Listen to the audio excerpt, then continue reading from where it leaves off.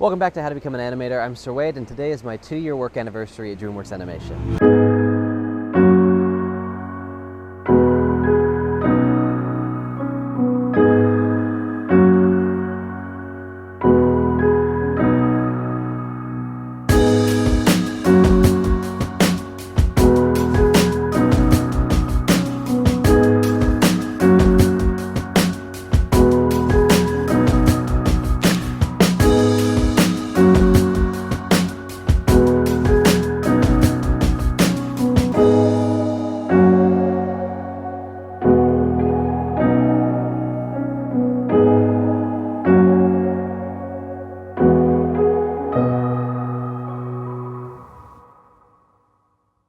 What's happening right now happened last year at this time, which is basically that I get very nostalgic and I think a lot about what my first day, my first week was like here. So I thought I'd take this opportunity to tell you a little bit about that first week and what I've been doing for 2 years. The first thing I remember thinking is the first time I came to DreamWorks, it was that the campus was amazing and everything here was just so beautiful. We call it the campus because it's pretty much like a college campus in a way. It's really pretty. There's a commissary where we have lunch. There's a bunch of cool stuff going on. There's events and classes and all kinds of things we hold. Another cool thing is we have a lot of stuff around the studio reminding us of the movies we make, like Poe over here.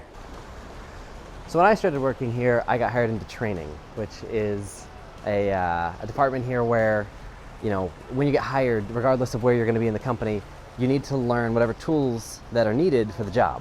So whether that's animation or effects, recruiting, HR, whatever case may be, art, storyboard, whatever it is. A lot of the times those departments will have training necessary for their teams, and a lot of the times if we can help with that as a training department so that they can keep making the movies and we can take care of the training, we will. So that was the idea when I got hired, is I was going to be a trainer to teach a bunch of different software. At this point I teach like over 50 classes. It's really helped me grow into more of a generalist. Before I knew a lot about Maya, After Effects, Photoshop, that kind of thing. But now it's expanded to where I understand so much more production technology, and I work with a pipeline. I do a lot more stuff than I ever thought I was ever going to know how to do, which has been a really great learning opportunity for me. So this is actually where I spend most of my time. This is the classroom, one of 3 labs we have where the instructor sits up here. They've got a projector and a whiteboard and a whole bunch of student stations, which I'll show you in a second. And I sit up here and I teach Maya or After Effects or Photoshop or Mari or Houdini or whatever software it is that's necessary for whoever's in the room. And I spend a lot of time on the board. I'm a talker, so if you haven't already figured that out. If you watch the video about how I interviewed, this is actually the exact spot, the same computer where I did my interview and where I had all my panicking and freaking out as everything went wrong. And if you haven't seen that video, just click on the card and you can see what I'm talking about. But basically this is where I had my interview. What's really nice also about a lot of this is that this monitor is a Cintiq, and if you haven't noticed, this is a Cintiq, this is a regular monitor, but this is you can draw on the screen with a pen. I talk about this in some of the other videos, but this entire lab has Cintiqs on the left-hand side of the computer, so any student can draw on the left and watch what I'm doing on the right, because whatever I do on my screen, on the projector, shows up for everybody else as they're sitting, so it's actually a really great setup. And this is what the labs look like as a bigger thing, so I'll walk around and I'll help students with whatever they're doing. If I was up there doing teaching stuff and they're all here figuring stuff out, I'll walk around, be useful. When I first got here, I was expected to teach, I think 2 or 3 weeks into the job, I had to start teaching things like Unix, which is a Linux operating system, coding, that kind of stuff, which I didn't know when I started. So I had to learn a lot of this stuff really fast. So they really throw you in the ocean to learn to swim. But it was great because I learned so much stuff so quickly as a result of it.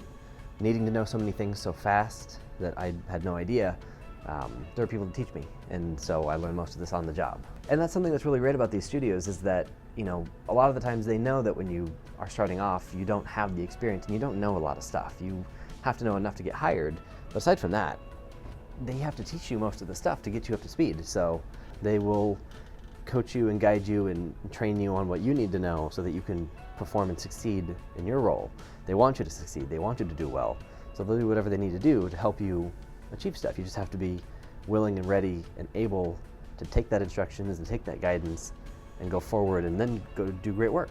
This was actually my desk when I first started here. I came in on my first day. There was a little bag after my training of goodies, of notebooks and things I'd need for my first day, first week. I thought this was the coolest thing, actually. Sitting and standing desks. So you just hit the button and it'll raise or lower the desk. This was where I first started sitting, and I sat right by the labs and I would do all my work and everyone would come up from behind me. And it was funny because I actually got really good at knowing who was coming based on their footsteps. So walk cycles and stuff come in handy in real life. One thing that's been great about this department is that I've met so many people, because everyone, when you start the company, you come through training. So I meet everybody we hire, and everybody who's been here for a long time comes to training to teach or to get, updates on the new software, or they come in for other miscellaneous things, but you meet so many people in this department. So this has been a great place to be. Eventually, about my second year, there were a lot of changes when NBC Universal bought DreamWorks. During the changes, we shifted around in our department a bit, and I ended up in this office. So this is my new office. I've been here for a year in here. What was great about teaching everything is that you kind of need everything to learn all the stuff on. So I get things like this at my desk. So I get to draw and do all this other cool stuff right on the screen on this big fancy arm. And one of the biggest things that I've really gotten to take away from my time here is that I remember looking in at DreamWorks from the outside and thinking like, oh my gosh, it's so unattainable. Everyone who works there must be like, I don't know, I had this idea of everyone who was here. For the first several months, I felt like the new guy, and I was really nervous, like going into meetings with all these people who, had all this experience and could do all these things. And I remember thinking like, oh man, I feel like I'm faking it, and like, oh, I have to act like I know what I'm talking about and this whole thing. My boss at the time sat me down and said, like, you need to stop acting like the new guy and thinking that you're this new person. Like, you've been here for 4, 5, 6 months, however long it had been.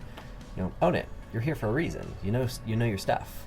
To go in with confidence and run your stuff. And I'll never forget that conversation, because that was the first time that I was told by somebody who worked here, you were meant to be here. Like, it's okay. Like, you're here for a reason, so just do your job. Just feel confident in that, the fact that you made it. So the big takeaway after that was realizing that, when you're outside looking in at a place like this, you think that there's this, this unattainability or this pedestal where these people sit. You think so highly of everyone who's here, and that it's this grand thing so far off from the regular world. And it's true that everyone here is super talented, and every time you see their work, you're like, oh man, like I really gotta get to work. But at the end of the day, they're all just people. And you can walk up to anybody here and say hi and sit down for lunch and have a conversation, and it's really not as scary and intimidating as it feels like it's going to be. I remember the whole first 2 or 3 months, I sat by myself at lunch because I was just too intimidated by everybody sitting around. I didn't want to go say hello. I didn't know who that could be. And I had seen all these interviews of people at DreamWorks and these videos, and I'd recognize people like, oh my gosh, I know who that is. That's the producer of this, or that's the director of that, or the head of animation on that thing. And it was really intimidating, and I didn't know what to do about it. And then eventually, after that conversation, it was really just like, oh, well, I'll just go say hi, or I'll send them an email, or I'll drop by their office or something. It really wasn't as big of a deal as I made it out to be, because everyone's just here to do their job. And so a way that can benefit everyone watching is that if you're seeing this, obviously, hopefully you're watching more of my videos to know that I'm just like a regular person who just works here, but everyone else is that way too. And if you can find someone here you look up to on Twitter or Instagram or Facebook or whatever, Facebook, like a like page, not like their personal Facebook, don't go bugging people, but find someone's page where they're sharing their work or talking about what they do, and ask them questions, get to know them online. It's like a totally normal thing. That's a great way to network and get to know people who are where you want to be, and they'll answer questions for you, and they'll give you insights and give you advice or look over your work or whatever the case may be. When people say that the animation industry is small and everyone knows each other, they're not kidding, because there are not a lot of places to work in animation. There's only so many major studios, and then there's a bunch of smaller studios, and everybody knows everybody. Somebody knows somebody from that studio. And I can't tell you how many times I met someone at CTN, or someone comments on a video, or I encounter someone here at work, and then I mention a name somewhere in one of those spaces, and somebody's like, oh yeah, I had them as a mentor, or oh yeah, I worked with that person, or oh, they interned for me, or I interned for them, or whatever. Everyone knows each other. It's insane. And then people leave and they go to another studio and they make all those connections and they meet all those people, and it's crazy. The first thing is, don't be a jerk, be a good person, because no one wants to work with someone who's not a good person. And everyone will know if you're not a good person because everyone knows each other, and they'll ask, hey, do you know this person? Oh yeah, they're horrible. Be good, be a nice person. Networking is important. If you're gonna go to CTN this November and you don't know anybody in animation, start getting to know people online, and then when you get to CTN, you'll probably know some people, and you can meet up with those people, and they'll introduce you to people they know, and you'll just make friends. So that's another thing they say about this industry is, it's who you know, you gotta know people to get in, and all this whole thing, foot in the door. It's really helpful to know people, that's for sure. But it's no use knowing people if you're not able to do the work. So don't get down if you don't know anybody and you live in this place in the middle of nowhere and don't worry about that kind of stuff. Just get better at what you want to do. And that's a tip I have for people too, is people say that this industry is who you know, that you can't get your foot in the door unless you have a connection and you're recruiting. But if you don't know anybody, then don't worry about it. You'll meet people, go online, get to know people. That's a whole thing of networking right there. At the same time, it doesn't matter so much because it does you no good to know all these people if you can't do the work. So just get better at what you want to do and practice your craft and that kind of stuff, because until you can actually do the job, it doesn't matter who you know. If you're trying to work at a place like this, the best advice that anyone can give you is just to apply, even if you just get your foot in the door in another department. A lot of people start as PAs or coordinators or trainers or whatever the case may be. A lot of people don't start out as a modeler or a storyboard artist or an animator or whatever. Some people do, but usually they have a lot of experience and you have to build it somewhere. So you can start building your experience at a place like this or a smaller studio, so just apply. You should constantly be pushing yourself and honing your skills to try and get better at the things that you're good at, because they can be really helpful to get you in the door somewhere. For example, like me, I like to learn software. I like to try a bunch of different disciplines, and I have way too many interests, and so I like to kind of dabble in a lot of different things to try things and make cool things and create stuff in all different ways, which really lends itself to being a trainer at a place like this, because you have to know a lot of software and you should be good at learning new software. So that really worked out. Some people are really good at Photoshop. Well, there's, marketing and design, social media departments, that kind of stuff. So, whatever you're good at, find something in these institutions, in these places, these studios, that maps to the skills that you have, and then apply there. Start somewhere. But the bottom line is you just have to create things. Whether or not you're applying, whether or not you live in the right area, whether or not you know anybody, just keep making things. Keep pushing yourself to get better, to improve your skills, to try new disciplines. Whatever you need to do to stay motivated or inspired is great, but you can't just let it stop there. A lot of people watch a lot of videos, they get inspired and motivated, like, wow, yeah, I could really do this, I'm really excited. You actually have to put in the time and the effort to get to a place where you are ready to apply or meet that person or do that project or whatever it's going to be. And that's something a lot of people struggle with. It's something I struggle with all the time, is I get kind of complacent and I get kind of in my routine and my flow. I'm like, yeah, I'm going to do that project. I'm really excited about doing this thing. And you say you're gonna, everybody's gonna. So you have to actually go and start. And then you have to actually continue to finish. That's a big thing too. A lot of people get interested in a lot of things and they start something over here, then they, I want to start that, and I want to make this, and you start a lot of projects and you don't finish anything, and I struggle with that as well. You really have to push yourself, that if you start something, see it through, finish it. That's why it's also good for a lot of projects, whether it's an animation, whether it's an illustration, whatever the case may be that you're working on. Keep your projects short, small, tight deadlines. Keep yourself moving, because when you finish one thing, you'll feel more motivated and empowered to do the next thing.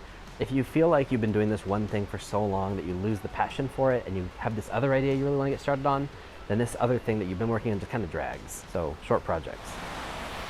One of the best parts of working here has been the people that I've met. I really think that I've gotten to meet so many great people, super talented, so nice. I've learned a lot from them, and just making a lot of really great creative friends, which I didn't really expect. Of all the things, I think that's what I expected the least, is that I would be such good friends with so many creative people. I've been here for 2 years. It's been a wonderful experience. I've learned so much. I've grown in so many ways that I never expected that I'd be able to do so many of the things I can do now, which is a really big positive for me. I really enjoy that personal growth and feeling like I've achieved and accomplished something by learning and growing. Anyways, I've got to get back to work. I have an animation class to go teach in like 2 minutes, so I gotta go. Thank you so much for watching. Thanks for joining me on my little adventure today as I reminisce about my 2 years here. Hopefully it's insightful, helpful to you maybe. If there's anything else you want to know, comment below. I read all the requests, so give me some requests for 2018. And if you don't want to miss any other videos, don't forget to subscribe down below so that you never miss whatever I post. Hopefully it's useful to you. Anyways, thank you guys so much for watching. I'll see you next time.